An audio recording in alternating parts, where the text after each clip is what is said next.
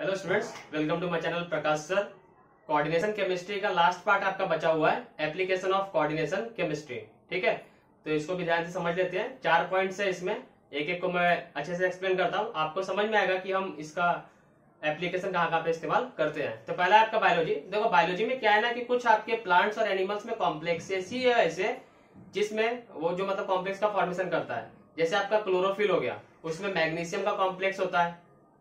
ठीक है, जैसे आपका हीमोग्लोबिन हो गया ब्लड का, ठीक है, उसमें कौन सा कॉम्प्लेक्स होता है? आपका आयरन का कॉम्प्लेक्स होता है, आयरन का कॉम्प्लेक्स होता है। ठीक है, तो बायोलॉजी में आपका बायोलॉजिकली आपका दो है, मैग्नीशियम क्लोरोफिल, वो प्लांट्स का हो जाएगा आपका, और ब्लड में जो हेमोग्लोबिन होता है उसमें आपका आयरन का कॉम्प्लेक्स होता है। ठीक है, तो देखो पहला पॉइंट क्या है इसका, several biologically important natural compounds are metal complexes. उसमें कौन से कॉम्प्लेक्सेस आपके प्रेजेंट होते हैं? Metal complexes. मैंने आपको दो एग्जांपल दिया है, एक आपका मैग्नीशियम, वो क्लोरोफिल में प्रेजेंट होता है, उसमें आपका मैग्नीशियम का कॉम्प्लेक्स होता है, और दूसरा आपका मैंने बताया जो आपका ब्लड में जो हेमोग्लोबिन जो होता है उसमें आपका आयरन का कॉम्प्लेक्स होता है। They play important role in the number of process occurring in plants and animals. ठीक है, तो एक प्लांट्स और एक एनिमल्स का आपको एग्जाम्पल देके इस चीज को बताया गया है। आए समझ में? तो दो तो आपको समझ में आ गए, एक प्लांट्स का एक आपका एनिमल्स का, और दोनों को हम मिला के किसे बोल देंगे? In biology. ठीक है, सेकंड काफी इंपॉर्टेंट है, सेकंड है आपका मेडिसिन।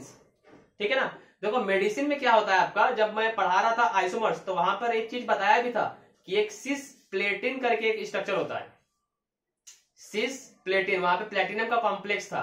तो जो आपका सिस प्लेटिन जो होता है उसका हम इस्तेमाल करते हैं ट्रीटमेंट ऑफ कैंसर के लिए। ठीक है ना, अगर समझ में ना, मतलब कैंसर का अगर आपको ट्रीटमेंट करना है तो हम उसका सिस प्लेटिन वाला जो स्ट्रक्चर है उसका इस्तेमाल करते हैं। सिस प्लेटिन का मतलब क्या है कि सिस स्ट्रक्चर होगा प्लेटिनम का, और वो कॉम्प्लेक्स कैसा था आपका? Pt NH3 और Cl2। तो उसका एक सीज भी होता है, ट्रांस भी होता है, आइसोमर्स में बताए थे। तो जो सीज वाला है वही आपका ट्रीटमेंट ऑफ कैंसर में इस्तेमाल किया जाता है।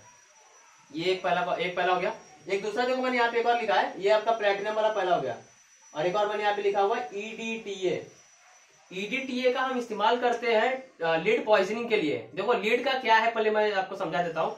लीड एक आपका हेवियर एलिमेंट है। लीड कैसा एलिमेंट है? आपका हेवियर एलिमेंट है, और वो किसी भी तरह से अगर हमारे बॉडीज में चला गया, ठीक है ना, लीड अगर हमारे बॉडी में किसी भी तरह से चला गया तो उसका वेट कैसा है? आपका हेवियर है।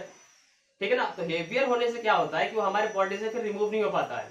जैसे देखो आज से कुछ साल पहले मैगी को बैन कर दिया गया था, याद है? नेस्ले का मैगी 2 मिनट में बनके तैयार। तो मैगी को बैन करने के पीछे का रीजन क्या था? उसमें लीड डालते थे वो सब। ठीक है ना, क्योंकि लीड के बेनिफिट्स बहुत है। वो क्या करता है, उसका बॉइलिंग पॉइंट को कम कर देता है, मतलब जल्दी पक जाएगा वो।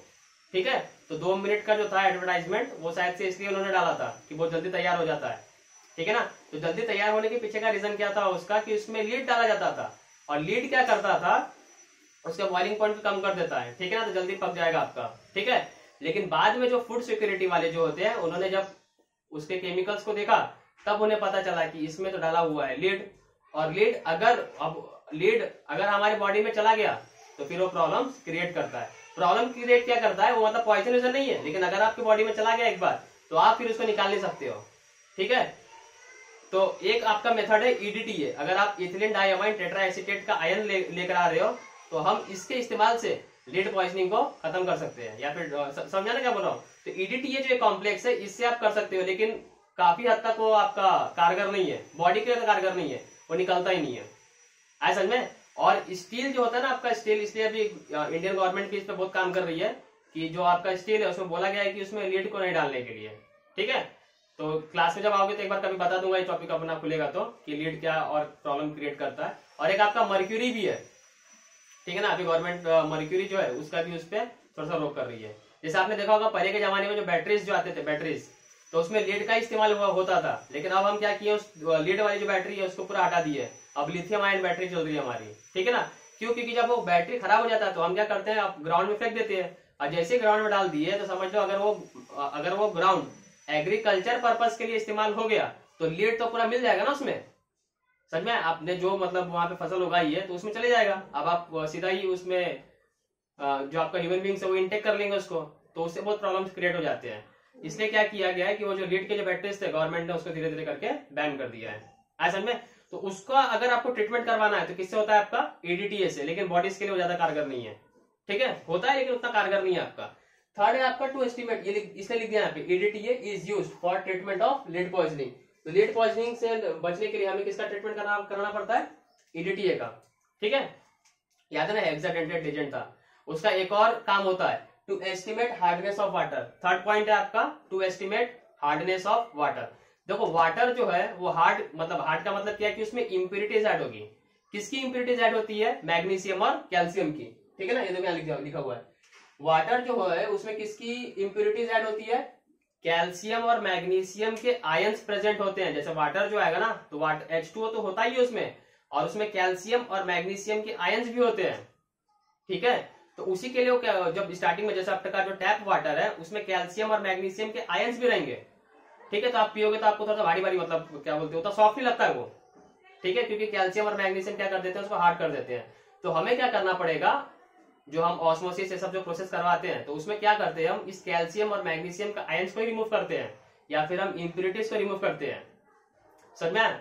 तो हमें क्या करना पड़ता है कि उसमें बताना पड़ेगा कि कितना उसमें कैल्शियम का आयंस है, कितना उसमें मैग्नीशियम का आयंस है। तो हम उसके लिए किसका इस्तेमाल करते हैं? EDTA का। किसका इस्तेमाल करते हैं? EDTA का। देखो EDTA क्या है आपका? एक हेक्साडेंटेट लिगेंड्स है। EDTA क्या है आपका? हेक्साडेंटेट लिगेंड है।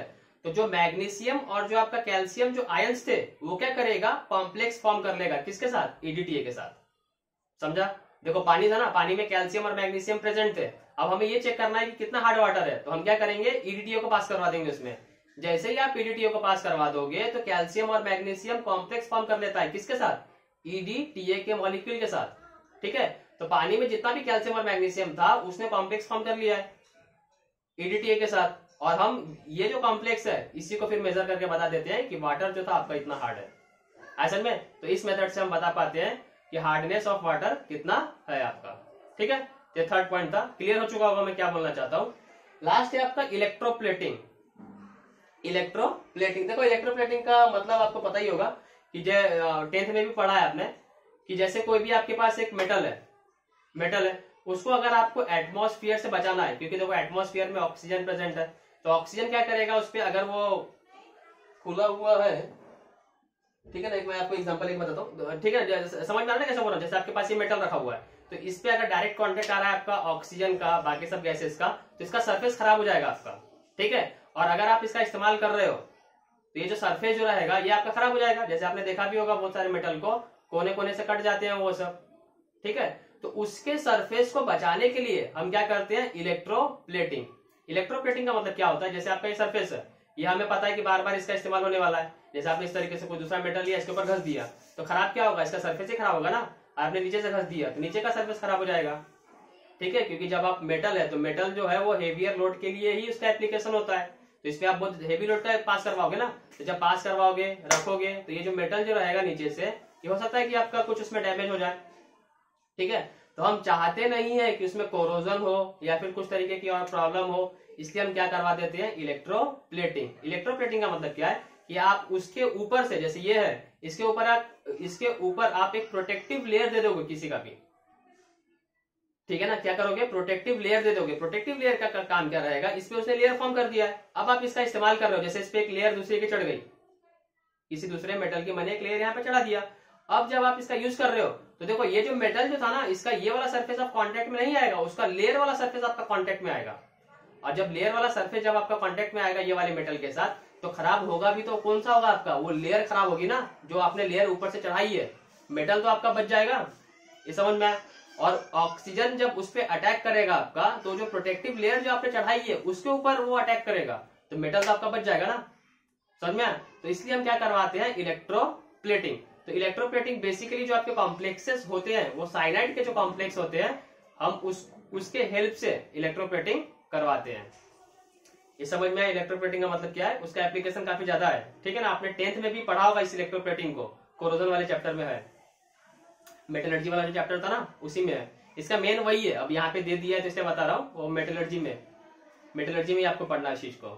ठीक है, असल में तो साइनाइड के जो कॉम्प्लेक्स होते हैं उसका हम इस्तेमाल करते हैं उसको प्रोटेक्टिव लेयर को फॉर्म करने के लिए। आओ इसको एक बार रीड कर लेते हैं। देखो क्या बोला है, when the coordination complexes are used, the ligands in the complex keep the metal atoms well separated. सब में नहीं होता है, जो आपका साइनाइड वाला जो कॉम्प्लेक्स होता है ना उसी में वेल सेपरेटेड रहते हैं वो सब, ठीक है ना। मेटल और जो लिगेंड्स जो रहते हैं वो वेल सेपरेटेड रहते हैं फ्रॉम ईच अदर, ठीक है। ये जो मेटल एटम होता है यही फॉर्म कर लेता है आपका किससे, प्रोटेक्टिव लेयर फॉर्म कर लेता है, किसके ऊपर, मेटल के सरफेस के ऊपर, समझ में आया। साइनाइड के जो कॉम्प्लेक्स होते हैं उसमें क्या होता है कि मेटल और जो उसका लेजेंड जो होता है वो दोनों के बीच में मतलब अच्छा खासा सेपरेशन होता है उसके बीच में, ठीक है।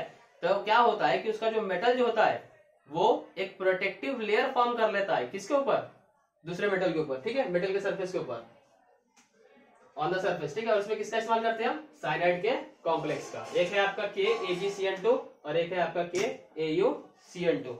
तो ये चार थे आपके एप्लीकेशंस ऑफ कोऑर्डिनेशन केमिस्ट्री। पहला बताया बायोलॉजी, उसमें दो याद रखना है, मैग्नीशियम और आयरन। इसमें एमसीक्यू एक मार्क का बन सकता है इस तरीके से, मैग्नीशियम का कौन सा था, क्लोरोफिल, आयरन का कौन सा था, आयरन का कौन सा था आपका, ब्लड में जो हीमोग्लोबिन होता है उसका कॉम्प्लेक्स, ठीक है। तो इस तरीके से ऑप्शन दिया रहेगा, आपको चेक कर सकते हो। दूसरा सिस्प्लेटिन किसके ट्रीटमेंट में इस्तेमाल होता है, कैंसर। और एक और बताया था आपका EDT है, लीड पॉइजनिंग। फिर एक और EDT है, to estimate the hardness of water, एक तरीके का एमसीक्यू बता रहा हूं, ठीक है। और आपका इलेक्ट्रोप्लेटिंग, तो कौन सा लिजेंड्स इस्तेमाल किया जाता है, तो साइनाइड का लिजेंड्स, ठीक है। और दो ही इसके आंसर है, मतलब दो ही एग्जांपल इसका, KAuCN2, KAgCN2, ठीक है। तो यहाँ पे आपका ये चैप्टर पूरा तरह से खत्म हो चुका है। अब नेक्स्ट जो चैप्टर है आपका बायोमोलिक्यूल स्टार्ट करेंगे, ठीक है।